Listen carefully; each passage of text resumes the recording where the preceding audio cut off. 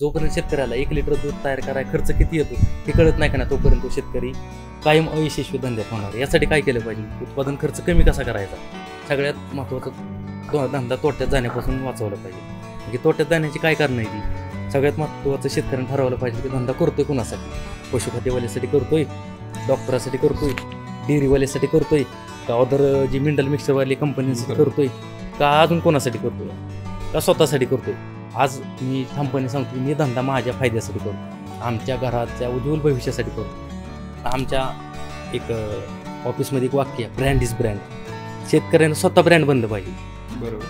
आज जसं तुम्हाला म्हणलं, एकही व्यक्ती आता पण सजेशन देऊन गेला नाही की तुम्ही इथे चुकलंय आणि आमच्या गोष्टी वापरा. जसं मी धंद्यात उतरले साधारण एक 6-7 वर्ष झालं, अगदी 5 वर्ष झालं मनापासून उतरले पूर्ण क्षमतेने. एकही ग्राम मिनरल मिक्सर वापरा. तर त्याचं का वापरलं नाही तर बरेच शेतकरी मला विचारते की तुम्ही का वापरत नाही? आमच्या गोठ्यावर 20-20, 30-30 किलो महिन्याला मिनरल मिक्सर लागतं, त्या दिवसाला 10-10, 5-5 किलो लागतं. नमस्कार, मी अनिकेत. आपल्या सर्वांचे स्वागत करतो इंडियन फार्मर एंटरप्रिनर्स म्हणजेच IFP हे आपल्या यूट्यूब चॅनलमध्ये. शेतकरी मित्रांनो, आज आपण आहोत विडणी ह्या गावी. विडणी हे गाव आहे फलटण तालुक्यामध्ये आणि विडणी ह्या गावामध्ये आपण यापूर्वी बरेच शूट केलेले आहेत. ह्या गावाचं वैशिष्ट्य म्हणजे ह्या गावामध्ये मोठ्या संख्येने डेअरी फार्मर्स आहेत. खरं तर फलटण तालुका हा सातारा जिल्ह्यातील सर्वात मोठा दूध उत्पादक तालुका म्हणून ओळखला जातो. आणि आज आपल्याबरोबर अनिल अभंग सर आहेत. सर हे स्वतः इंजिनियर आहेत आणि आत्ता संपूर्णपणे डेअरी फार्मिंगचं मॅनेजमेंट ते स्वतःचे बघत आहेत. ट्रिशा डेअरी फार्म म्हणून हा त्यांचा फार्म आहे आणि संपूर्णपणे अगदी A1 क्वालिटीमध्ये त्यांचं संपूर्ण मॅनेजमेंट आहे. त्यांच्याकडून आपण डेअरी फार्मिंगविषयी, डेअरी फार्म कसा चालवला जातो ह्याबाबतचे त्यांचे काय अनुभव आहेत स्वतःचे ते जाणून घेणार आहेत. तर सर नमस्कार. नमस्कार. सर्वप्रथम स्वागत आहे यूट्यूब चॅनलवर. हां, धन्यवाद. शेतकरी मित्रांनो, आज डेअरी फार्मिंगचा जो आपण व्हिडिओ करतोय तो व्हिडिओ करण्याआधी जे डेअरी फार्मर आपल्या चॅनलवर नवीन आहेत त्यांनी आपल्या चॅनलला सबस्क्राईब करा. तसेच अधिक माहितीसाठी आपल्या फेसबुक पेज व इंस्टाग्रामवरही फॉलो करा. तर सर्वप्रथम सर स्वागत आहे इंडियन फार्मर एंटरप्रिनर्स हे आपल्या चॅनलवर. सर्वप्रथम आम्हाला हे सांगा की तुम्ही स्वतः इंजिनियर आहात आणि घरची पार्श्वभूमी ही शेतीचीच आहे. विडणी गावाबद्दल मला पण बऱ्यापैकी माहिती, कारण हे गाव सर्वगुण म्हणजे संपन्न आहे. एक आर्थिक सुबत्ता आहे ती शेतीमुळेच आहे, डेअरी फार्मिंगमुळे आहे. तर ही सुरुवात कशी झाली? सुरुवात धंद्याची तसं म्हणायला गेलं तर कॉलेजच्या ज्यावेळेस मी 2015-16 साली पासआउट होऊन घरी आलो त्यावेळेस झाली. सुरुवातीला ज्यावेळेस शेवटचं पेपर देऊन बसमध्ये बसलो त्यावेळेस ठरवलं आयुष्यभर किती मेसला जेवायचं. याचा अर्थ दुसऱ्याच्या हाताखाली काम करायचं. मग इथं आल्यानंतर घरच्यांच्या प्रेशरमुळे ह्या कंपनीत जा, त्या कंपनीत जा, असं करत 1 वर्ष गेलं. मग शेवटची संधी आली इथं वेस्पाला बारामतीमध्ये. तिथं जॉईनिंग झालं, इंटरव्ह्यू झाला, पण घरच्यांना सांगितल्याप्रमाणे कोणालाही पगार विचारला स्टाफला. 1 महिन्यानंतर पगार, ज्यावेळेस फर्स्ट शिफ्ट करून घरी आलो मी त्यावेळेस माझा पगार झाला 5,930 रुपये. मग घरी आल्यानंतर विचार केला, जर आपण महिन्याला 5-5 हजार कमवत असेल, काही लोक दिवसाला कमवतात, आपण आयुष्यात काय करू शकत नाही. मग काय करायचं? आपण एवढी आपण सर्वसामान्य मिडल क्लासमधली लोक, आपल्याकडे एवढे पैसे नसतात की एखादा मोठा व्यवसाय उभा करायचा. मग दुग्ध क्षेत्रात उतरायला ठरवलं. तसा हा दुग्ध व्यवसाय आमच्या आजोबा पंजोबापासून चालत आला आहे, असं नाही का आम्ही नवीन चालू केलं. मग त्यात उतरायचं ठरवलं. मग त्यात सगळ्यात महत्त्वाचं अडचण आली, तेवढं शिकून जर शेण काढायचं म्हणलं तर लोकांचं काय. मग तो सगळाच विषय सोडून दिला. आपल्याला जर एक डोक्यात आणलं होतं, आपल्याला जर एक प्रोफेशनल व्यवसाय करायचा असेल किंवा एक नाव कमवायचं असेल तर डेअरी फार्मिंगमध्येच उतरावं लागेल. कारण की आज अशी कंडिशन आपण बघितलं कोरोनाच्या काळात की एकच व्यवसाय चालू होता, तो शेती आणि शेती निगडीत व्यवसाय. आज मोठे मोठे दूध बाकी व्यवसायसुद्धा ठप्प झाले होते. मग त्यावर क्षेत्रात उतरायचं ठरवलं. सुरुवातीला अडचण आली, ती गाय घ्यायच्या कशा. कारण कसं सुरुवातीला घरी किती गायी होत्या? सुरुवातीला टोटल असताना आमच्या 12-13 गायी होत्या. त्यानंतर आमचे चुलते वगैरे विभक्त झाल्यानंतर आम्हाला 3-3 आल्या वाटून. त्यातल्या पण 2 विकल्या होत्या, 1च राहिली होती. मग एका गायीपासून सुरुवात केली. आज गोट्यामध्ये 19 गायी येत्या आणि 10 जातीवंत कालवडी येत्या. ओके. ज्या 19 गायी जातीवंत म्हणू शकत नाही कारण त्याचा रेकॉर्ड आपल्याला माहीत नाही. हां, नाही, जातीवंत म्हणजे कसं होतं, आज सगळ्यात महत्त्वाचं बाकी लोक म्हणतात की आमची गाय 40 लिटर दूध देते, 30 लिटर देते. तसं आमचं नाही. आमचं एक टार्गेट असं की एका गायची अपेक्षा की 4,000 लिटर देते, 3,000 लिटर देते, 5,000 लिटर देते. नुसतं नावाला एक दिवस किंवा 8 दिवस 40 लिटर दूध द्यायचं आणि 4 महिन्याची गाभण राहिली की ते आटून जाते, असं नाही पाहिजे. दूध धंदा कसा करायचा की एका व्यतामध्ये गाय वेल्यानंतर आटोस्तोपर्यंत कमीत कमी तिनं 3,000 प्लस दूध दिलं पाहिजे. आजच्या कंडिशनला तर 4,000 प्लस दिलं पाहिजे, पण मिनिमम तर 3,000 दिले पाहिजे. तर ते नफ्यात गणलं जातं. हिटे सरांनी एक महत्त्वाचा मुद्दा सांगितला की संपूर्ण वेटामध्ये जे दूध कॅल्क्युलेट होऊन 3,000 4,000 5,000 अगदी 10,000 पर्यंत जे होईल ते खरं ते गाईचं दूध असतं, जे नक्की जे 40 लिटर असेल 30 लिटर असेल दिवसाचं, कारण हे दूध खालीवर होत राहतं. जे आपण पीक पिरियडचं जे दूध म्हणतो ते हे असतं. पण जो संपूर्ण वेटामध्ये जर कंटिन्यू ती गाई 5,000 6,000 जरी दूध देत असेल, म्हणजे कंटिन्यू 2 लिटर 3 लिटर 4 लिटर, त्या प्रकारची गाई नक्कीच आपल्याला फायद्यात आणू शकते. त्याबद्दल काय सांगा? आज कसं होतंय 4,000 3,000 हे बोलणं एवढं सोपं या, करणं तितकंच अवघड आहे. बरोबर. आज 90% शेतकऱ्यांना माझं एक आवर्जून सांगणं आहे की 90% दूध उत्पादक लॉसमध्ये. का कारण आहे? केवळ त्यांचा अडाणीपणा आणि सगळ्यात जास्त अडकापणा. जोपर्यंत शेतकरी ज्ञानी होत नाही तोपर्यंत ह्या धंद्यात तो प्रगती करू शकत नाही. ज्ञानी म्हणजे काय करायचं, तर त्यानं सगळ्यात महत्त्वाचं म्हणजे धंद्याचं यशाचं गमक काय, तर योग्य व्यवस्थापन असतं सगळ्यात महत्त्वाचं. ज्याच्याकडे व्यवस्थापनच नाही ना तो धंद्यात कायम अयशस्वी. आज अशी कंडिशन आहे, आज एवढं दर कमी झालेत 27 28 29 रुपये देतं या. तर मला हे सांगा की एक्झॅक्ट दर किती आहे ॲक्च्युली? कोण 1,27 म्हणतो, 1,30 म्हणतो, 1,32 म्हणतो, एक्झॅक्ट काय परिस्थिती आहे एकंदरीत दराची सध्या? ज्या त्या भागानुसार दर ठरले जाते. आज आमच्या भागात फलटण तालुक्यात दुग्ध पंढरी म्हटलं तरी काय अडचण नाही, पंढरी तालुक्याला, फलटण तालुक्याला, आणि त्यातली त्यात विडणी गावाला सगळ्यात जास्त अगदी मोठी दूध पंढरी म्हटलं पाहिजे. कारण की या गावात दूध जास्त असल्यामुळे सगळ्यात महत्त्वाचं गुणवत्तापूर्ण दूध आमच्या इथं तयार होतं. आसपासचा परिसर पूर्ण सुपीक असल्यामुळं प्रोटीनयुक्त चारा, जी मी सतत म्हणत असतो की प्रोटीनयुक्त चारा म्हणजे काय, तर असा चारा की त्यात सगळे जीवनसत्व घटक प्रथिने सगळ्या गोष्टी असल्या पाहिजेत. मग तो चारा आमच्याकडे अवेलेबल असतो. मग त्या चाऱ्या घातल्यामुळे दूध जास्त निघतं, उच्च गुणवत्तेचं दूध निघतं. आणि आज हे उच्च गुणवत्तेचं दूध असल्यामुळे बाकी भागापेक्षा आमच्याकडे 2 रुपये दर कधी पण जास्त असतो. आज डिसेंबर अखेर किंवा जानेवारीच्या स्टार्टअपला आमच्याकडे 3,5 8,5 रेट आहे 29 रुपये. 3,5 आज आमच्या फॅक्टरी कोणत्या डेअरीज? आमच्या इथं गोविंद डेअरी आहे आणि आमच्या विघ्नार्था. सगळ्यात महत्त्वाचं आज एका म्हणजे व्यक्तीचं नाव घ्यायला आपला अभिमान वाटतो की आज आम्ही इथं उभा आहे किंवा एवढं मोठ्या एम्पायरचं आम्ही मालक आहे. एवढं मोठं टॉप क्वालिटीचं साम्राज्य आम्ही तयार केले आहे, ते केवळ एका व्यक्तीमुळे केले. आमच्या विघ्नार्था दूध डेअरीचे चेअरमन माननीय श्री हनुमंतराव संतराम बाबुंकर यांच्या सहकार्यामुळं आज ही धंदा उभा राहिला. आज कसं होते माहिती आहे का, लोक ओरडतात, कुठले डेअरीवाल्याच्या नावानं ओरडतात की आम्हाला आमचा डेअरीवाला असा आहे तसा आहे. पण सगळ्यात महत्त्वाचं, तुम्ही जर चांगल्या पद्धतीचं त्याला दूध घातलं तर कधी पण तो आपल्या फायदा करायला बसलेला आहे. बरोबर. तर यानंतर आपण जाणून घेऊया की गाईचं मॅनेजमेंट करत असताना आपण म्हणतो की शेड अशा क्वालिटीचं पाहिजे, शेड चांगलं पाहिजे किंवा मुक्त गोठा असावा, तर याकडे तुम्ही कशा दृष्टीनं बघताय सध्या? आज कसं होतं माहिती आहे का, शेडची रचना सूर्य तळाताना झाकत. शेड कसं जरी बांधलं तर तिथं ऊन पडणारे, सावली येणारे, वारा येणारे, पाऊस येणारे. कसं होतंय, आज कोण शास्त्र सांगतं पूर्व पश्चिम बांधा, कोण म्हणते शास्त्र सांगतं दक्षिण उत्तर बांधा. आमचा पूर्व पश्चिम आहे, पण काय अडचण नाही, झिरो मेंटेनन्स आहे. बरोबर. हो, 1 रुपया अवदर खर्च नाही. आज प्रत्येक कोपऱ्यात हवा येते, प्रत्येक कोपऱ्यात ऊन लागतं, प्रत्येक कोपऱ्यात सावली पडते. मी तुम्हाला म्हणलं काय, सूर्य हा तळाताना झाकत नाही. डेअरी प्रत्येक पशुपालकांना असा गोठा बांधायचा की त्याला सूट होईल असं किंवा त्या गायला सूट होईल असं. यामध्ये किती खर्च घालावा पहिल्यांदा? आज हो का, सगळ्यात महत्त्वाचं गोठा बांधणी तर सगळ्यात महत्त्वाचं आहे. 2 गाय कमी सांभाळायच्या पण गोठा चांगला बांधायचा. गोठा का चांगला बांधायचा? गोठा चांगला बांधला तर गाय चांगल्या राहतात आणि गायी चांगल्या राहिल्या तर तो मालक चांगला राहतो. ओके. हो का, दुग्ध व्यवसाय करणं कोणाचं पण काम नाही आणि एवढं सोपं पण नाही. हा दुग्ध व्यवसाय असा आहे, नेल तर शेतकऱ्याला चांगल्या मर्सिडीज क्रस्टातनं फिरवू शकतो, नाहीतर आहे असं सायकलवर पण आणू शकतो. बरोबर.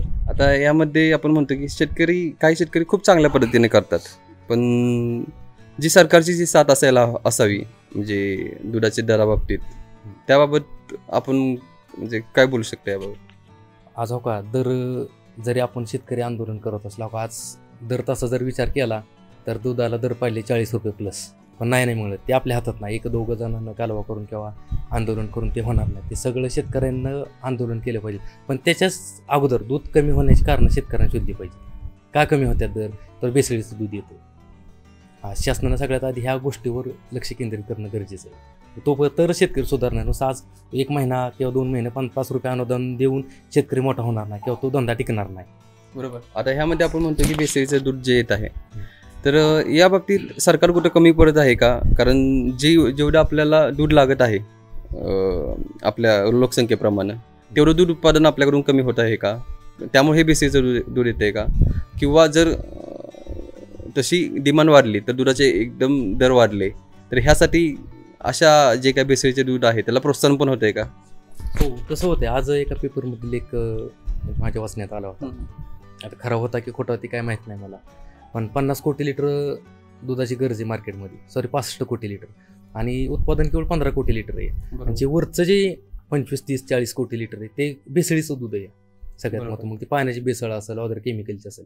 कारण की आज एवढ्या 2-3 महिन्यात आम्ही, म्हणजे मी बघतोय व्हॉट्सअपला, फेसबुकला, युट्यूबला पण व्हिडिओ येतात की XYZ जिल्ह्यात अमुक अमुक शेतकऱ्याचं किंवा अमुक अमुक दूध व्यावसायिकाचा. असं नाही की शेतकरी पण भेसळ करत नाही, शेतकरी पण करतो, आहेत ना. 1% शेतकरी असा आहे की तो भेसळ करतो, बरोबर, केमिकल असेल किंवा पाणी भेसळ असेल. पण आज ही जर भेसळ थांबली ना तर 100% दूध 40 रुपये प्लस होईल आणि शेतकऱ्याचं सगळ्यात महत्त्वाचं कल्याण होईल. अगदी अगदी. आता ह्यामध्ये पण जी परिस्थिती आहे ती ॲक्सेप्ट करून आपल्याला 27 रुपये 30 रुपये दर, त्या दरामध्ये पण आपण कसे समाधानी राहू शकतो याबद्दल तुम्ही काय सांगाल आणि तुम्ही काय करत होता ह्यासाठी? सगळ्यात महत्त्वाचं ते गणित आलं धंद्यात यश. शेतकऱ्या मित्रांनो, माझा एकच सल्ला आहे की जर तुम्हाला यशच कमवायचं असेल ना तर जसं मागाशी तुम्हाला म्हणजे योग्य व्यवस्थापनाला त्या धंद्यात उतरलं पाहिजे. त्या चारा व्यवस्थापन असेल, पाणी व्यवस्थापन असेल, काहींचं आहार व्यवस्थापन असेल, आरोग्य व्यवस्थापन असेल. नुसतं असं नाही की गेल्या पंजाबला आणल्या 10 गाईचा लॉट गुतावला आहे, बांधल्या दावून दिला, असं नाही. आज अशी कंडिशन आहे, जर चारा व्यवस्थित असेल, योग्य संगोपन असेल तर शेळीसुद्धा 4-4, 5-5 लिटर दूध देते. तर हे तर गाई द्या. सगळ्यात महत्त्वाचं माझं शेतकऱ्यांना एकच सांगणं आहे, योग्य व्यवस्थापन करायचं, स्वच्छ पाणी गाईंना चारायचं, पाजायचं. आज आमच्या अशी कंडिशन, इतकं स्वच्छ पाणी आमच्या हांड्यात, पाण्याच्या घरच्या हांड्यात सुद्धा घाण असेल पण गाईंच्या टाकीत घाण नसते. या सांगण्याचं तात्पर्य काय, आज आपण बघा बाहेर गेल्यानंतर आपण शक्यतो 90% बाहेरचं पाणी प्यायचं टाळतो, एक बिस्लेर घेतो. का घेतो की आपण आजारी पडू नये. बरोबर. जर ते गाय स्वच्छ पाणी जर गायींना दिलं तर गाय आजारी पडत नाही.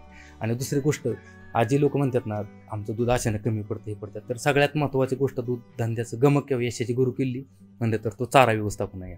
आज आमच्याकडं लोक असे म्हणतात की तुम्हाला कसं परवडतं, तुमचा एवढा चारा सगळा विकतचा आहे. कारण अख्ख्या तालुक्याला, आसपास तालुक्याला माहिती की आमचा चारा सगळा विकत आहे. आधी 90, 95, 92%, 90% चारा विकत आहे. 10% सुपर नेपियर आहे. आपल्याला जमीन किती? आम्हाला 2.25 एकर क्षेत्र आहे. ते पण असं नापिक चोपनाट आहे. एक अर्धा एकर सुपर नेपियर आहे, तो किती इथं उगावलाय तिथं उगावलाय असं झालंय. एक आठवड्यातनं एक 2-3 दिवस चालतो फक्त.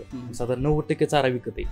आज तुम्ही जसं मागाशी म्हणला की तुम्ही समाधानी आहात का एवढ्या 27-28 रुपये? समाधानी नाही, पण मग करायचं काय? धंदा तर आपण बंद करू शकत नाही. मग शेतकऱ्यांना काय केलं पाहिजे? आज शेतकऱ्याला 1 लिटर दूध तयार करायला खर्च किती येतो हे गणित कळलं पाहिजे. उत्पादन खर्च ज्याला म्हणायचं ना ते शेतकऱ्याला कळलं पाहिजे. असं नाही की 200 लिटर दूध घालायचं. आज अशी बरीच लोक आहेत की नावाला 200 लिटर दूध घालतात, पण घरी आल्यानंतर काय नो प्रॉफिट नो लॉस, असं नाही पाहिजे. आज जोपर्यंत शेतकऱ्याला 1 लिटर दूध तयार करायला खर्च किती येतो हे कळत नाही का ना, तोपर्यंत तो शेतकरी कायम अयशस्वी धंद्यात होणार आहे. यासाठी काय केलं पाहिजे? उत्पादन खर्च कमी कसा करायचा, सगळ्यात महत्त्वाचं धंदा तोट्यात जाण्यापासून वाचवलं पाहिजे. म्हणजे तोट्यात जाण्याची काय कारण आहे ती सगळ्यात महत्त्वाचं शेतकऱ्यांनी ठरवलं पाहिजे की धंदा करतोय कोणासाठी? पशुखाद्यवाल्यासाठी करतोय, डॉक्टरासाठी करतोय, डेअरीवाल्यासाठी करतोय, का अदर जी मिनरल मिक्सरवाली कंपन्यांसाठी करतोय, का अजून कोणासाठी करतोय, का स्वतःसाठी करतोय? आज मी ठामपणे सांगतो की मी धंदा माझ्या फायद्यासाठी करतो, आमच्या घराच्या उज्ज्वल भविष्यासाठी करतो. आज जसं मागाशी तुम्हाला म्हणलं पशुखाद्यासाठी धंदा करतोय. आज अशी कंडिशन आहे की लोक 10 किलो पशुखाद्य वापरतात गायला. 10 किलो? हो, 10 किलो. आणि जर त्यांना विचारलं तर पशुखाद्य केवढेच होतं? आमचा 8-9 लाखाचं अभिमानानं सांगतात की दरवर्षी आमचं 9-10 लाखाचं पशुखाद्य होतं. असं नाही झालं पाहिजे. पशुखाद्याच्या मापानं गेले पाहिजे. आणि पशुखाद्य हा किरकोळ गोष्ट आहे. जर चारा व्यवस्थापन चांगलं असेल का नाही, खरंच तुम्हाला सांगतो शेतकऱ्यांना, जर उच्च गुणवत्तेचा चारा असेल का नाही तर दूध 100% निघतंच. आज आम्ही म्हणजे ही ज्या गोष्टी बोलतोय केवळ अनुभवातनं बोलतोय.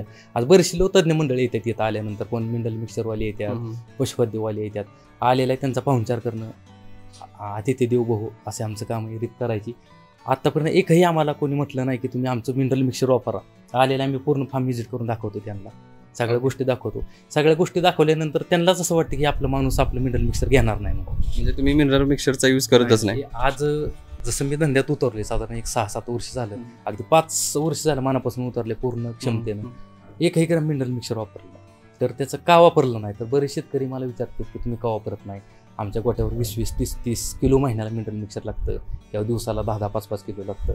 आज तुम्हाला जसं म्हणलं आमचा भाग असा सदन आहे या इथं देवाच्या कृपेने विडणी गाव इतकं समृद्ध या की आसपास अजून विडणी गावापेक्षा आसपासचा परिसर दुधीबावी म्हणजे निम्मा फलटण तालुका, अर्धा फलटण तालुका, तर पूर्ण जमिनी एकदम सुपीक जमिनी येते. त्यातून निघणारा चारा एकदम उच्च गुणवत्तेचा मिळतो.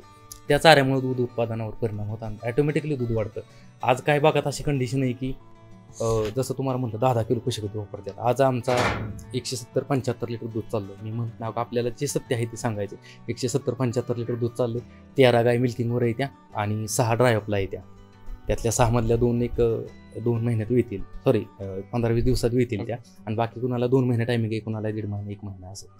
तर आज 175 लिटर दूध कशामुळे निघतंय आणि किती चाऱ्यात किंवा किती पशुखाद्यात निघतं या, तर आम्हाला डेली पशुखाद्य लागतं 45 ते 50 किलो डेली. आज कंपनी 13 गायनं आज कंपनी सांगते की आमचं 450 ग्रॅम पर लिटर वापरा. कंपनी काय पण सांगेल, आपण ठरवलं पाहिजे काय करायचं. एक लक्षात घे, शेतकऱ्यांना कुठलीही कंपनी असं सांगत नाही की तुम्ही चांगला चारा वापरा. बघा कुठल्याही मिनरल मिक्सरवाला येऊ द्या, कुठल्याही कंपनीवाला पशुखाद्यवाला येऊ द्या, ते कधी सांगत नाही चांगला चारा वापरा. एकच सांगणार की आमच्या कंपनीचं प्रॉडक्ट वापरा, ही ब्रँड आहे. बरोबर. आज शेतकऱ्यांना आमच्या एक ऑफिसमध्ये एक वाक्य आहे, ब्रँड इज ब्रँड. शेतकऱ्यांना स्वतः ब्रँड बनलं पाहिजे. बरोबर. आज जसं तुम्हाला म्हणलं, एकही व्यक्ती आता पण सजेशन देऊन गेला नाही की तुम्ही इथं चुकलंय आणि आमच्या ह्या गोष्टी वापरा. सगळ्यात महत्त्वाचं यामध्ये मला काही गोष्टी ते जाणवतात प्रकर्षानं की आपण जेव्हा ब्रीदिंगच्या मागं लागलो हर सध्या, चांगली गोष्ट आहे ती, पण प्रत्येकाची डेफिनेशन वेगळी असते व्यवसायाची. डेअरी फार्म जरी करत असताना प्रत्येकजण प्रत्येकाच्या पद्धतीने करत असतो. ॲट द एंड आपल्याला पैसे कमवायचे चांगले आणि त्यामध्ये यशस्वी व्हायचे. मग ते कसंही करू आपण ते मॅनेज. जर ब्रीदिंग असेल किंवा बाकीचे व्यवस्थापन असेल, ब्रीदिंग करत नसाल तर बाकीचे व्यवस्थापन तुमचं योग्य प्रकारे असेल तर त्यातून मिळणारा जो फायदा आहे, नफा आहे, तो चांगलाच निघतोय. ब्रीदिंगविषयी आपल्या काही मत आहे सध्या, म्हणजे इन जनरल न सांगता स्वतः जे करत आहात त्यामध्ये. आज कसं माहिती आहे का, सगळ्यात महत्त्वाचं जसं मी तुम्हाला दूध धंद्यातली यशाची गुरु केली काय तर योग्य व्यवस्थापन आहे. मग योग्य व्यवस्थापन बाकीच्या गोष्टी येतात. आज आमच्याकडे एक सुद्धा टॉप ब्रीडचं कालवड नाही किंवा गाई नाही. सध्या लोकल येत्या 20,000, 40,000, 60,000 ज्या पहिल्या घेतलेल्या पण. हो. आज सगळ्यात महत्त्वाची गोष्ट कशी, धंदा यशस्वी डेअरी फार्मर कशाला म्हणायचं, तर एका गोट्यात एक गाय कमीत कमी 7-8 वर्ष राहिली पाहिजे तर तो म्हणायचा डेअरी फार्मर यशस्वी आहे. नाहीतर असं की आणली गाय की काढली 6 महिने की टाकली विकायला, असं नाही पाहिजे. तो शेतकरी काय विकतो तर त्या गायत काहीतरी त्रुटी त्याच्या चुकीच्या मनामुळे झालेली असते, त्याच्यामुळे तो गाय विकतो. आज आमच्या फार्ममध्ये अशी आहेत की 12-12, 13-13 येताच्या गायी येत्या. तर अजून असं वाटतं की 4थ्या, 5व्या, 3ऱ्या येताच्या येत्या. या सगळ्या आपण एक एक्झाम्पल सहित दाखवूया याबद्दल. हो नक्कीच की. जसं तुम्ही मगाशी म्हणला ब्रीडिंग, आज ब्रीडिंग कुठली गोष्ट आहे तर तो शेतकरी नफ्यात आल्यानंतरचा दुसरा पार्ट आहे. बरोबर. फर्स्ट पार्ट काय तर शेतकरी नफ्यात असणं किंवा स्वतः शेतकऱ्यांना नफ्यात येणं. त्यासाठी काय करायचं, जसं तुम्हाला मगाशी म्हणलं प्रोडक्शन कॉस्ट शेतकऱ्याला किती आहे हे सगळ्यात लक्षात आलं पाहिजे. आणि प्रोडक्शन कॉस्ट कमी कशी करायची आणि वाढवायची कशी हे त्याच्या अनुभवावर ठरलेले, ज्या त्या भागावर ठरलेलं आहे. आज माझ्या अनुभवानुसार 15 रुपयाच्या खाली प्रोडक्शन कॉस्ट येऊ शकत कधीच. बरोबर. अगदी 15 रुपयाच्या. आज लोक सांगतात तज्ञ लोक किंवा चांगले डेअरी फार्मर त्यांची कॉस्ट आहे कोणाची 30 रुपये, 28 रुपये. आज आम्ही अभिमानानं सांगतो, अनुभवाच्या जोरावर सांगतो की आमची उत्पादन खर्च, शेतकरी मित्रांनो, आमचा उत्पादन खर्च प्रति लिटर 14, 15, 16, 17, 18, 19 ह्या रुपयावर असतो. आता 14 रुपये आलेला एक 6-7 महिने झाले, त्यावेळेस चारा पण सुस्त होता. आता त्या सिच्युएशनवर हवामान असेल किंवा हो त्यावेळेस दूध 215, 216 लिटर चालू होतं. आता 170-75 लिटर चाललंय. आता डिसेंबर महिन्याचा उत्पादन खर्च 17-18 रुपये. आज लोकांना विश्वास बसत नाही. लोक म्हणतात की तुम्ही खोटं सांगताय. हो का. मी सगळ्यात तुम्हाला म्हणलं का, धंदा आम्ही आमच्यासाठी केलाय. जसं मागाशी तुम्हाला म्हटलं, धंदा करायचा आहे कोणासाठी, डॉक्टरसाठी करायचा आहे का स्वतःच्या फायद्यासाठी करायचा आहे का कंपनीसाठी करायचा आहे. आमचा धंदा शेतकरी मित्रांनो केवळ आमच्या फायद्यासाठी आहे, दुसऱ्याच्या फायद्यासाठी नाही. कुणी विश्वास ठेवलं नाही ठेवलं आम्हाला काय फरक पडत नाही. आज सगळ्यात महत्त्वाचं का फरक पडत नाही, आम्ही सगळं हे जे तुम्हाला एम्पायर दिसतं ना, केवळ दुधामुळं, केवळ दुधाच्या जेवावर उभा केलं या विघ्नार्था डेअरीच्या कृपेनं आणि दुधात त्या गायी म्हणजे लक्ष्मी त्या लक्ष्मीच्या साथीनं उभा केलं या. आज जर मित्रांनो मी असा विचार केला असता मी तर कुठल्या तरी कंपनीत जॉब करूया, तर आज मी केवळ शाईन गाडीवर फिरलो असतो, ते पण हप्त्यावर घेतली असते. आज स्वतःच्या मोठ्या 12-13 लाखाच्या गाडीत, नव्या स्वतःच्या दमाव आम्ही घेतलेल्या गाडीत फिरतोय. म्हणजे केवळ कुठल्या गोष्टीमुळे साध्य झालं तर त्या तुम्ही घेतलेली ती रिस्क किंवा तुमची आवड होती ती तुम्ही जोपासली. एक पेशन्स ठेवलं आणि हार्डवर्क आणि जे काय म्हणतो त्यामध्ये अभ्यास केला तुम्ही आणि आज त्याच माध्यमातून तुम्ही ह्या स्टेपला पोहोचलेला आहे आणि इथून पुढची जी स्टेप आहे ती अजून मोठी असेल आणि ते अभ्यासातूनच साध्य होईल सगळ्या गोष्टी. उत्पादन खर्च आहे तो लिटरला कमी असला पाहिजे. जेव्हा आपल्याला 27 रुपये 3.5-8.5ला दर भेटतोय तर उत्पादन खर्च जर आपला 20 रुपयेपर्यंत असेल तर त्यातले 7 रुपये आपल्याला 1 लिटर मागं राहतात. मग 10 गाई जर असतील तर एक चांगला प्रॉफिट आपल्याला दिवसाकाठी सुचत असतं. तर हा 20 रुपयेपर्यंत किंवा 16 रुपये 17पर्यंत उत्पादन खर्च कशा प्रकारे आपण मॅनेज करू शकतो? जसं तुम्हाला सगळ्यात महत्त्वाचं मागाशी म्हणलं की दूध धंदा करणं कोणाचं पण काम नाही. तर की हा धंदा करायचा असेल तर एकदम व्यवस्थितपणे केला पाहिजे. जसं आमचा उत्पादन खर्च 17, 16, 18, 19 रुपयापर्यंत राहतो. तर का राहतो? तर सगळ्यात महत्त्वाचं योग्य व्यवस्थापन, स्वच्छ पाणी. सगळ्यात महत्त्वाचं उत्पादन खर्चाला वाढीस असणाऱ्या गोष्टी कुठल्या तर गायचा आजारपण आहे. जर गाय फॉर एक्झाम्पल एखादी गाय आजारी पडली, त्याला मास्टरीज झाला, तर जर तो बरा झाला तर लवकर ठीक आहे, नाही तर 5-5, 10-10 हजार रुपये एका गायला खर्च येतो. शिवाय त्या 1-2 महिन्याचं दूध कमी येतं. मग तिथं आपला खर्च 2-3 रुपयानं वाढतो. आज आमच्या फार्ममध्ये अशी कंडिशन आहे की डॉक्टर कधी आलं ते आठवावं लागतं. फक्त सिमेंट सोडून आता आमचे डॉक्टर करचे आहेत, जे गोठ्यात डॉक्टर असतात तिथं सोमनथळी गावचे करचे डॉक्टर. तर त्यांना सुद्धा काही वेळेस वाटत असेल की ह्यांना डॉक्टर बदलला की काय. आज 1-1 महिना जर दीड महिने जर त्यांना आपण फोन करत नसेल तर त्यांना पण वाटत असेल काय असून. तर हे सगळ्यात महत्त्वाचं काय, आजारपण का कमी होतं? तर सगळ्यात महत्त्वाचं जसं तुम्हाला म्हणलं की आमच्या हांड्यात सुद्धा घाण असेल पाण्याचे, पण टाकीत घाण नसते. इतकं स्वच्छ पाणी, कॅल्शियमयुक्त पाणी आम्ही पाजलं जातो गायींना. आणि शिवाय स्वच्छ बुरशी मुक्त चारा त्या गायींना दिला जातो. आज कसं होतं माहिती का, शेतकरी धंदा करतो या, आणली वैरण टाकली एका जाग्यावर, 2-2, 3-3 दिवस एका जागेवर वैरण राहते, मग त्यात फंगस तयार होते, मग तेच गायच्या पोटात जातात, ऑटोमॅटिकली गाय आजारी पडते. ह्या बारक्यासारख्या गोष्टीकडे शेतकऱ्यांना लक्ष दिलं पाहिजे. अगदी म्हणजे एकदम तुम्ही छोट्या छोट्या गोष्टी आहेत ते तुम्ही सांगू. आमच्या एक पीक वाक्य बघा, एक घोषवाक्य आमच्या डेअरी फार्मचं काय म्हणलं, गोष्ट छोटी डोंगरा एवढी. ही गोष्ट छोटी आहे पण तिचा महत्त्व डोंगरा एवढं आहे. आज सगळ्यात महत्त्वाचं दुसरी गोष्ट काय तर शेतकरी हा प्रामाणिक असला पाहिजे, तो पशुपालक. बरोबर. जर ज्याची नीतिमत्ता ज्या पशुपालकाची चांगली का नाही, तो पशुपालक एकदम एक टॉपला जाऊ शकतो.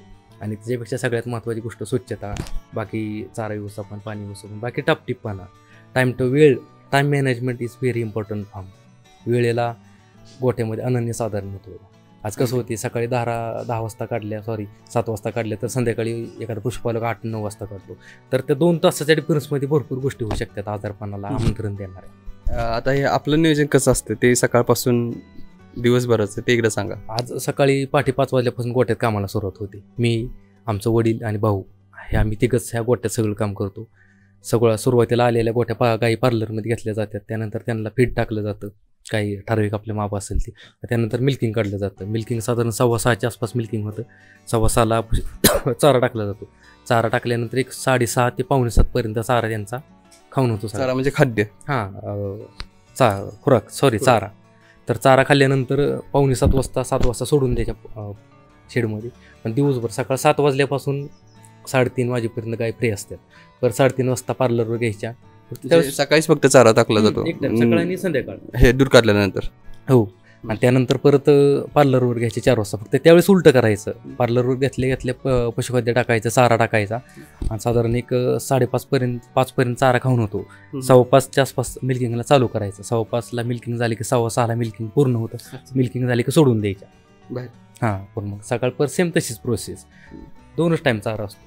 आणि पाणी 24 तास थंड मोठं कॅल्शियमयुक्त पाणी 24 यामध्ये 2च टाइम चारा आणि दिवसभर रवण. हो, दिवसभर ही संकल्पना आपण राबवतोय. आणि संपूर्ण आपला मुक्त गोठा आहे.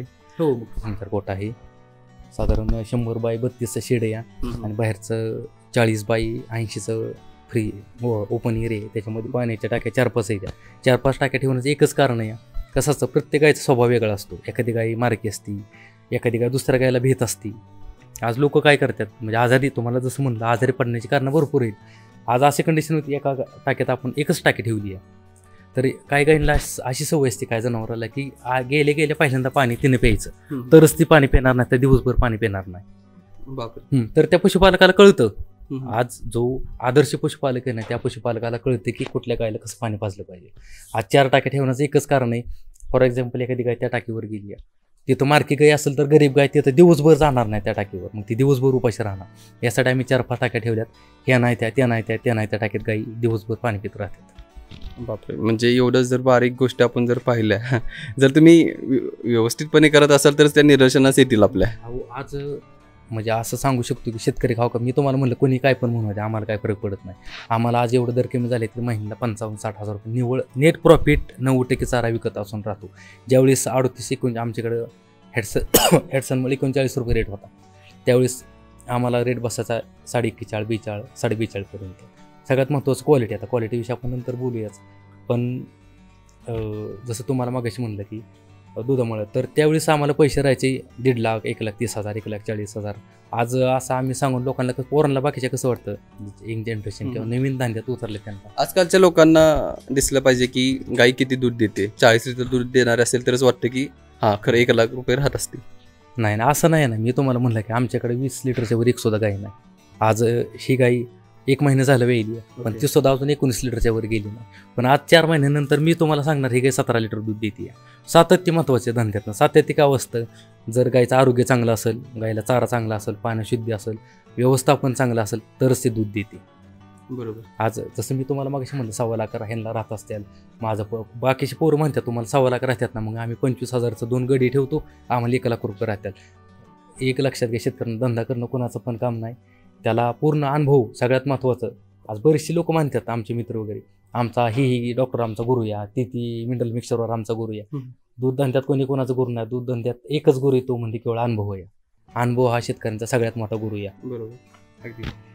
यामध्ये आपण चारा कोणत्या प्रकारचा वापरतो? आज आमची फक्त 1-2 प्रकारचा चारा वापरला जातो. सुपर नेपियर अर्धा एकर आम्ही तुम्हाला म्हणलं तसं, आणि मका पूर्ण चिकातली मका 12ही महिने आम्ही अवेलेबल करून देतो जनावरांसाठी. कसं कुठून? कुठून अगदी आमचा बारका ट्रॅक्टर छोटा युवराज, मोठा पण आहे, 20-20 किलोमीटरवर आम्ही ट्रॅक्टरवर मका आणतो, पण त्या जनावरांना मकेशिवाय दुसरं काय घालत नाही. कारण की पिकांचा राजा मका म्हटलं जातं. म्हणजे कंटिन्यू 12 महिने कंटिन्यू तरच दूध आहे ना. आज मी तुम्हाला अभिमान, सुक्या चाऱ्यामध्ये सुका चारा नाही, अगदी सुका चाऱ्याची 100% कमतरता आमच्याकडे. सुक्या चाऱ्याची म्हणजे वापरतच नाही, वापरत नाही. नेहमी म्हणतो की जनावराला ओला आणि सुका चारा असावा, मग ते आपल्याला कधी जाणवलं नाही तसं. नाही, कसं होतंय, आज मी तुम्हाला म्हणलं का हे कोणी काढले तर ते माणसानं काढले गणित. जर माणूसचं बनवणारा चुकला असेल तर काय करायचं. आज लोक म्हणतात की 302 दिवसाचं, 305 दिवसाचं काहीचं पिरियड आहे, पण ते कोणीतरी बनवलंय ना. XYZ अभ्यास करून बनवला असं. आपण कोणाला नावं ठेवायचे नाहीत, पण आम्ही असं पॅटर्न तयार केला आहे. तशाच पॅटर्न आम्ही स्वतः तयार केला. मग दुसऱ्याचं फॉलो करत नाही. त्यानं 4 वाजता धारा काढले म्हणून आम्ही 4 वाजता धारा काढायची असं नाही. आमच्या पद्धतीनं आम्ही सगळं बाकीचे कामकाज करतो. बरोबर. मुरघास वगैरे? हा, मुरघास असतो ना. मुरघास कसं होते, दरवर्षी असं कंडिशन झाली की 4-4, 3-3 महिने पाऊस पडतोय. त्यावेळेस मका आणायला पण अडचण येते. मग त्यावेळेस मुरघास करून ठेवायचा, ते पण थोडासा एक शॉर्टली त्या महिन्यापुरता. कारण की मुरघास पण बनवणं एवढं सोपं नाही, कॉस्टली या, तो पण चांगला बनला पाहिजे. बरोबर. आणि खाद्यामध्ये फक्त आपण पेंड किंवा सरकी पेंड? नाही, सगळ्यात महत्त्वाचं आम्ही फक्त गोळी पेंडच वापरतो, अदर कुठलं नाही. भुसा सरकी पेंड वगैरे काय नाही, सरकी पेंड नाही, गरजच नाही ना पडत. काय मी तुम्हाला म्हणलं का आज मका तुम्हाला दाखवतो, अशा कंडिशनची मका आहे, अशी एकदम सोन्याचा अन्न आपण चारा त्या जनावरांना, सोन्यासारखा चारा जनावरांना. एक पारख पण पाहिजे म्हणजे. हो, बरोबर आहे ना. मग तुम्हाला म्हणलं का धंदा करणं कोणाचं पण काम नाही, नाहीतर उठसूट कोण पण काय घेतले धंदा करतोय आणि तोट्यात जातोय. बरोबर. आता आपण सरांच्या काही एक निवडक गायी आहेत, संपूर्ण एक 13-20 गायी आहेत, पण त्यातल्या निवडक गायीबद्दल माहिती बघूया, जेणेकरून गायी पाहिल्यानंतर आपल्याला अजून अंदाज येईल की कशा प्रकारे यांचं नियोजन आहे. त्या गायीबद्दल तुम्ही काय सांगाल सर? जसं शेतकऱ्यांना मी माझं सारखं सांगणार, गाय कसली किंवा किती ताकद आहे किंवा किती मोठी दिसते त्याला महत्व नाही, तर ते दूध किती देते त्याला महत्व. आज ही गाय आम्ही साधारण आता आमच्याकडे 3ऱ्यांदा वेळली आहे. त्याच्या अगोदर किती येत होतं काय माहित नाही आपल्याला. तर 40,000 रुपयाला घेतली होती, म्हणजे त्या व्यापाऱ्यानं ओढून आणली होती. आज 40,000, आता एक साधारण 6 महिने झाले वेळलेली. आता 18, 18.5 लिटर दूध देते. तिसरं वेळ? हा, 3ऱ्यांदा वेळली आमच्याकडे. साधारण एक 5व्या-6व्या वेताची गाय असेल. जसं मागाशी तुम्हाला म्हणलं, आदर्श पशुपालक कशाला म्हणायचं, जर किंवा फायद्यातील पशुपालक कशाला म्हणायचं, एका गोट्यात जर गाई 10 वर्ष, 8 वर्ष, 7 वर्ष राहत असेल तरच म्हणायचं तो पशुपालक फायद्यात आहे. बरोबर. आणि सगळ्यात महत्त्वाचं जे म्हणतात ना, एखाद्या जशी महाराष्ट्राची भाग्यरेखा भाग्यलक्ष्मी आपली कोयना धरण या, तसं आमच्या तरशा डेअरी फार्म भाग्यलक्ष्मी त्या तिथं बसलेली गाय जाऊया तिकडे. आणि मला हे सांगायचं आहे की आता आणखीन एक मुद्दा आहे की गायींना प्रत्येक वेळी कालवड होतच नाही. मग जे आता 6 सिमेंट नवीन निघालेलं आहे त्याचा यूज आपण करत नाही का? नाही कसं होतं माहिती आहे का, आज आमच्या 19 गाईत 13-14 तर कालवडी होते तेच. होते तेच. आज सगळ्यात महत्व शेतकऱ्यांना अजून पण म्हणजे नफ्याचं गणित सांगू इच्छितो की म्हणजे तुम्ही ते गायी तशा अभ्यास केला आणि त्या गायी तशा प्रकारचे ठेवल्या त्यामुळे पण ते असं कदाचित. हा बरोबर आहे ना. आज शेतकरी म्हणते की धंदा परवडत नाही दर दुसरा विषय हो, दर मॅटर करत नाही. आपलं सगळ्यात महत्त्वाचं कॉस्ट महत्त्वाची आहे. तर आज आमच्या फार्ममध्ये अशी कंडिशन असते की दरवर्षी 10 कालवडी आम्ही एका दिवसाची कालवडी 7-7, 8-8, 10-10 हजार रुपयाला विकल्या जाते. अच्छा, हे सगळ्यात महत्त्वाचं. मग शेतकरी म्हणजे विक्री पण चालू असते का? असते ना का एक दिवस 2 दिवस 3 दिवस. आता आमचा 10 कालवडींचा स्टॉक पूर्ण झाला. असं नाही की जी जन्माला येईल ते आम्ही सांभाळत बसणार कालवड. जे काही जरी विकला तरी पहिल्या दुसऱ्या दिवशीच आपण विकतो. दुसऱ्या तिसऱ्या आज वेटिंगला लोक आहेत. आज 4-5 लोक वेटिंगला आहेत की आम्हाला कालवड द्या. पण सगळ्यात महत्त्वाचं जसं मी तुम्हाला म्हणलं, नीतिमत्ता शेतकऱ्याची चांगली पाहिजे, शेतकरी प्रामाणिक पाहिजे. तसं आमच्या पूर्ण चांगल्या जातीवंत वळूचं सिमेंट भरलं जातं. का भरलं जातं? कन्व्हेन्शनलच भरलं जातं 150, 200, 300 रुपयापर्यंत. की बऱ्यापैकी त्याला कालवड व्हावी, ते वळूचा अभ्यास करून. त्या वळूचा अभ्यास करून किंवा ती कन्झम्पशन रेट पण त्याचा चांगला पाहिजे. मग त्या कालवडी आज आमच्या गेल्या वर्षी 10 ते 30 पर्यंत ह्या ॲन्युअलमध्ये आम्ही कमीत कमी 11 कालवडी विकल्यात. त्या कालवडी विकल्या 65,000 रुपयाच्या 11 कालवडी. यामध्ये 20 गायींपैकी संपूर्ण 20 गायी वेल्या असं म्हणू शकते का आपण? कसं होतं, एखादी गाय फक्त 3rd रिपीट 2nd रिपीट होती, पण 90% आमच्या गायी पहिल्या माझावरती कन्सिव्ह राहतात. 90%? 90%. त्या कालवडीचा 5 इंच एक आपला बोनस म्हटला जातो. आणि सगळ्यात महत्त्वाचं म्हणजे शेतकऱ्यांना मी सांगू इच्छितो की गुणवत्तापूर्ण दूध तयार करणं शेतकऱ्यांना बघितलं पाहिजे. नाहीतर आज 200 लिटर दूध घालतो, फॅट लागते 3.2 आणि 3.0, एसने लागतं 8.0 8.2. असं नाही पाहिजे. आमच्या फॅटचा रेशो 4-5 प्लस आहे. फॅट लागते 4-4, 4-5, 4-6, 4. आपल्याला किती दररोज लिटरला दर किती मिळतो ॲव्हरेज?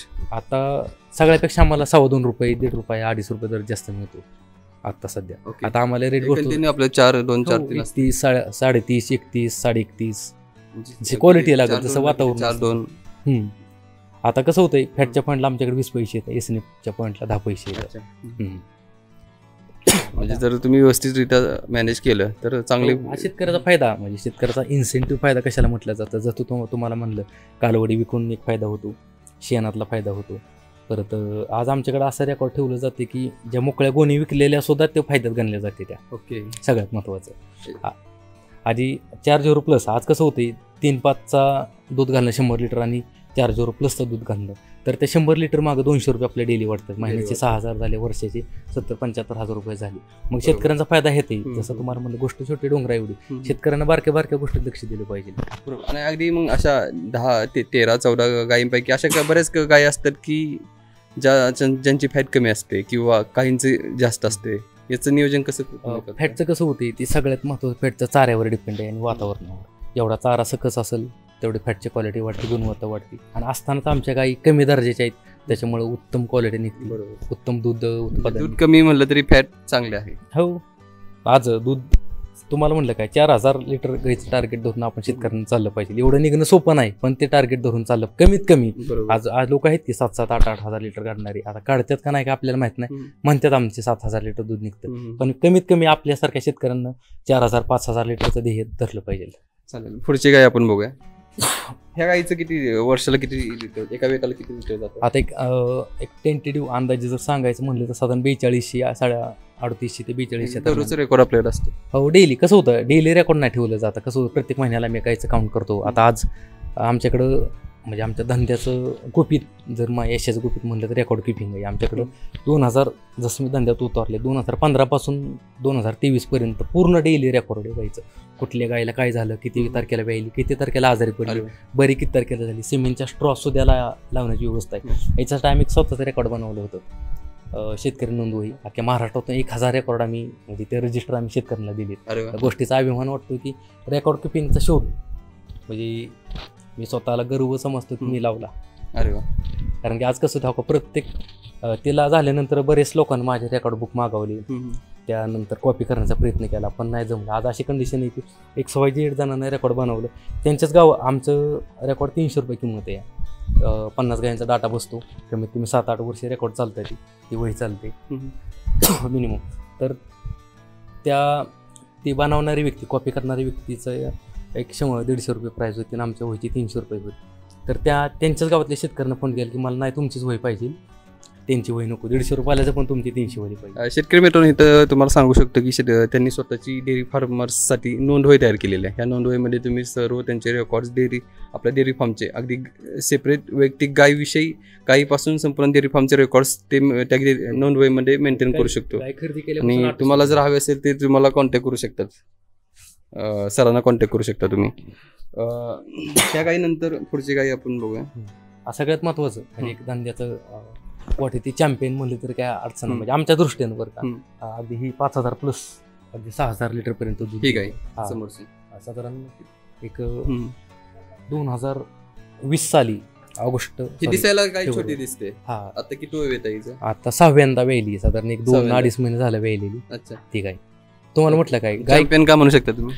कसं होतं, आजारी पडत नाही सगळ्यात महत्वाचं, आणि त्याच्यापेक्षा महत्वाचं 5,000 प्लस दूध देते, सातत्य दुधात महत्वाचं आहे. 20 लिटर दिवसाला? 20 पण नाही देत, 19, 19.5, 20. आता कसं होतं आपण रोज काउंट करू शकत नाही, साधा एक 18-20च्या दरम्यान दूध देतात. म्हणायचं नाही की 32 लिटर देते, 30 लिटर देते. दुसऱ्याकडे गाई 5,500-6,000 पर्यंत लिटर दूध देते, आणि म्हणूनच आम्ही एक चॅम्पियन म्हटलं तर काही अडचण नाही द्यायची. Okay okay okay.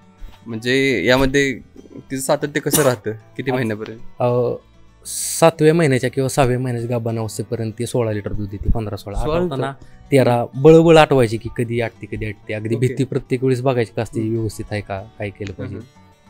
आठवताना त्याला आज फार्ममध्ये आमच्या अशी कंडिशन आठवताना प्रत्येक गाय 12-13 लिटरवर आठवली जाते. ओके.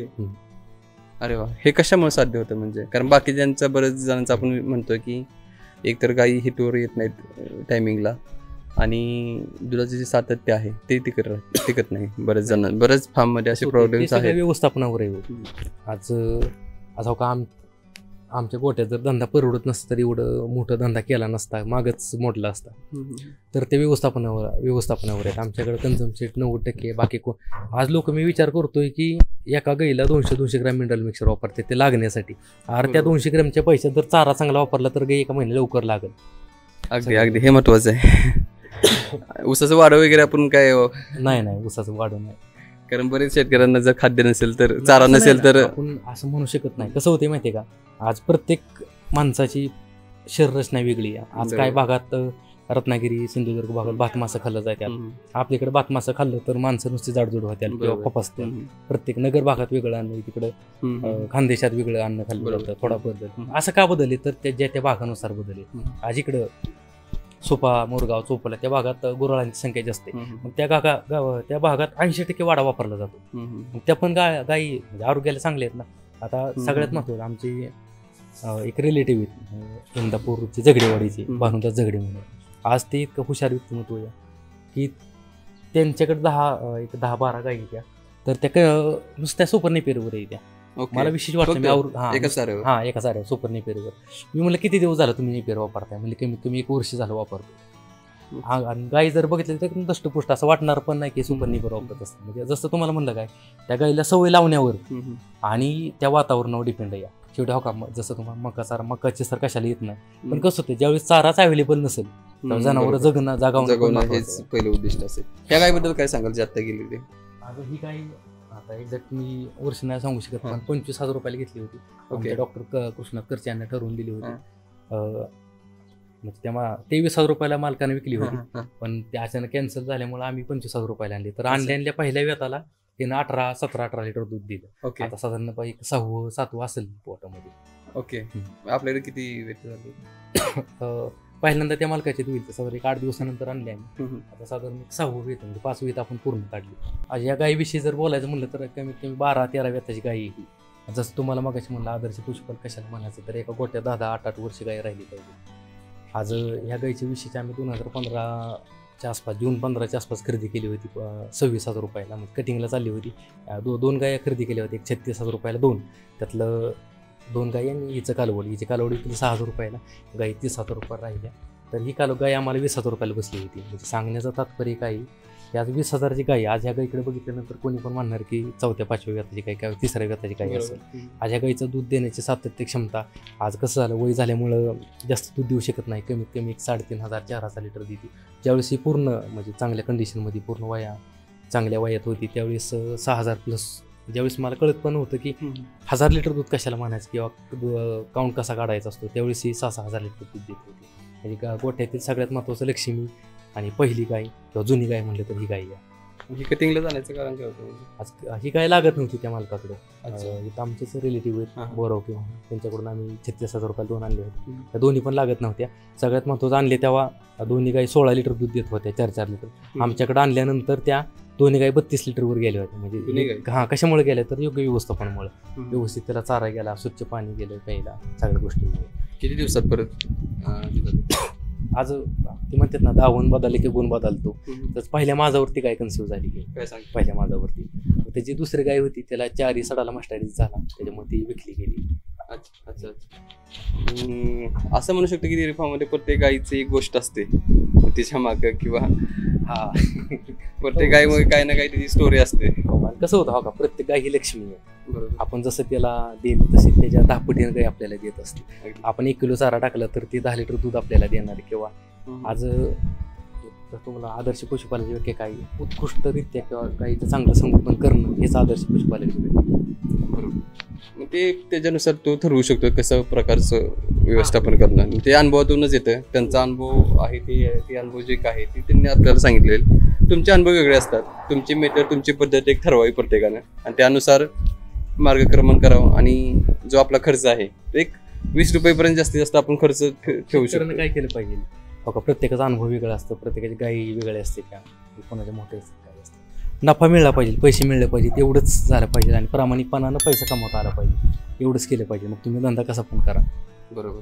कसं होते, प्रत्येक कोणाची गाय 40 लिटर दूध देते मी म्हणलं तसं, कोणाची 10 लिटर देते, कोणाची 4,000 देते, कोणाची 3,000 देते.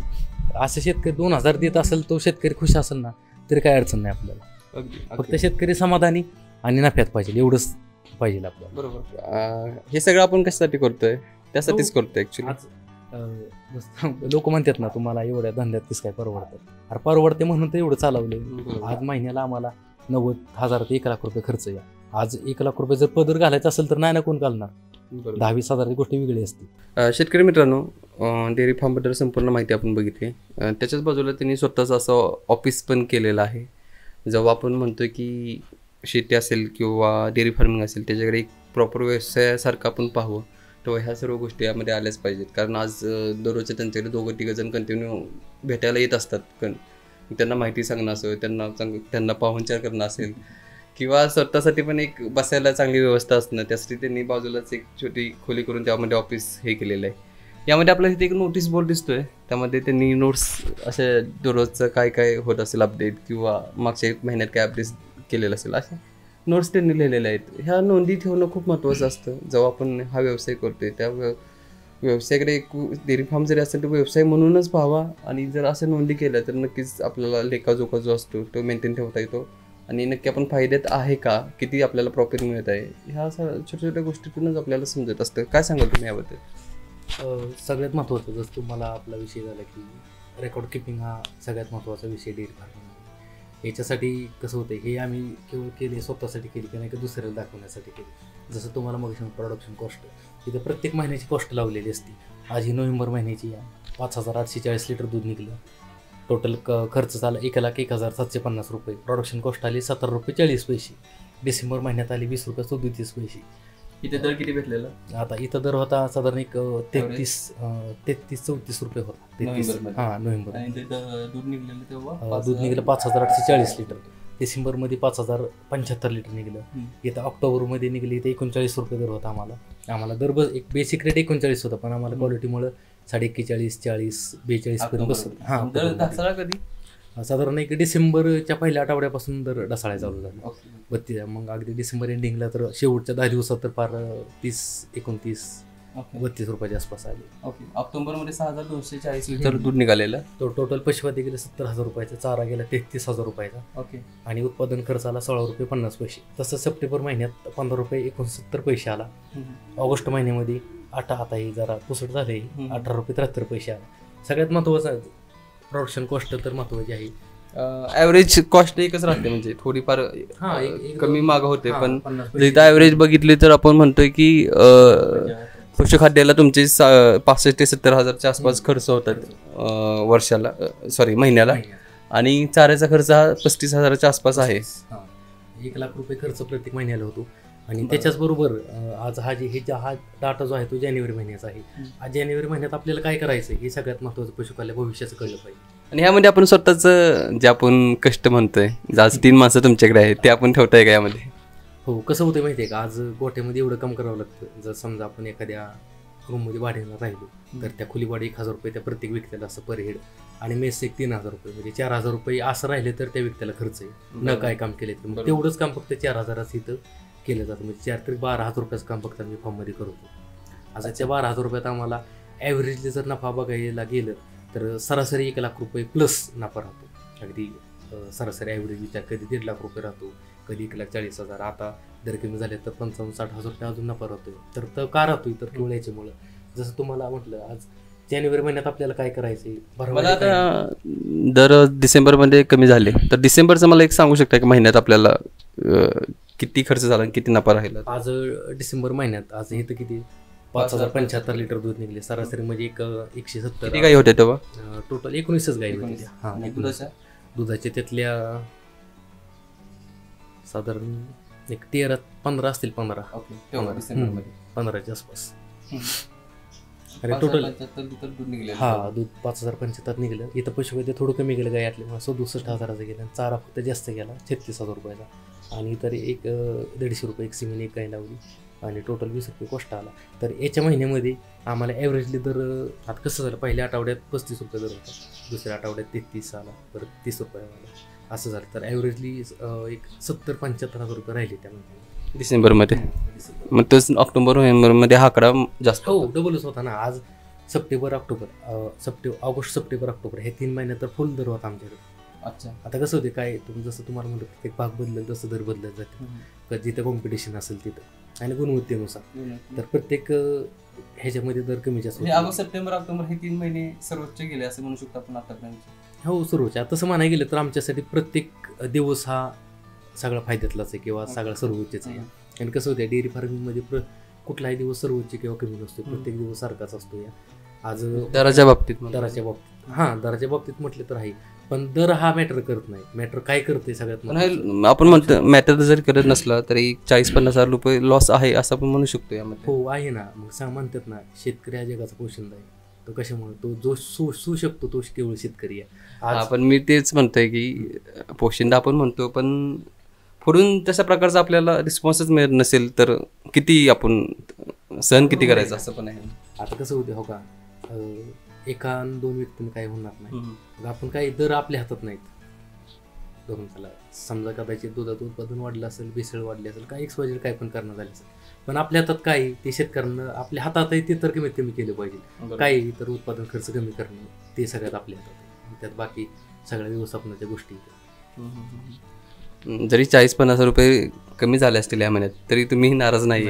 आज प्रत्येक म्हणजे कोट्यामध्ये येताना किंवा प्रत्येक आमचा दिवस एकदम पॉझिटिव्हिटी घेऊन येत असतो, पॉझिटिव्हिटीनं उगवत असतो आणि पॉझिटिव्हिटीनेच मावळत असतो. आज प्रत्येक कोणी येऊ द्या, माझं दराशी भांडण नसतं. माझं फक्त एकच स्वतः म्हणजे धंद्यावर लक्ष केंद्रित केले की उत्पादन खर्च कमीत कमी कसा येईल आणि मी जास्तीत जास्त कसा धंद्यात डेव्हलप करायचं. अगदी बरोबर. आता हे सगळं आपण पाहतोय, हे नोंदी ठेवल्यामुळं आपल्याला शक्य आहे. तर कुठल्या शेतकऱ्यांकडे 1-2 महिन्या पाठीमागचं पण काही नसतं रेकॉर्ड. 2000 या वहीमध्ये 2016 पासून नोंदी येते. ओके. आज ह्या रजिस्टरची सुरुवात आम्ही स्वतःसाठी केली होती. ही आमची त्रिशा डेअरी फार्म गोठ्याचं नाव आहे. गायची टोटल माहिती आहे, गायचे नाव, नंबर, वजन, गायचे वर्णन, जात, खरेदी दिनांक, आणि इथं टोटल आहे. जसं तुम्हाला म्हणलं कन्झम्पशन रेट 90% पहिल्या माझा गाई राहते.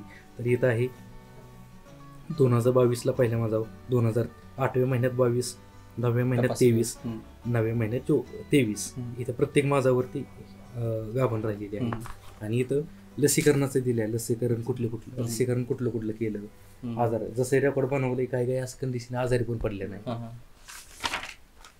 आता या गायचं पण तसंच आहे. या गायचं नाव ज्या गाय मालकाकडून आणल्यात काय त्या लोकांची नावं दिल्यात. 40,000 रुपये, जसं आपली मगाशी बोलणं झालं, 40,000 रुपयाला गाय आणली होती. 40,000 रुपयाची गाय साधारण प्रत्येक वर्षी प्रत्येक वेळेला कंटिन्यू एकाच माझावरती कन्सिव्ह झाली. इथं आजारी पडले होते मॅडम लक्ष दिलं, जे काही उपचार केले जातात ते पण इथं लिहिले जाते. बरोबर. असं प्रत्येक वेळेचा डाटा याच्यामध्ये लिहिलेला आहे. म्हणजे हे केवळ केलंय आमच्यासाठी केली, नाही की दुसऱ्यांच्या फायद्यासाठी केली. बरोबर.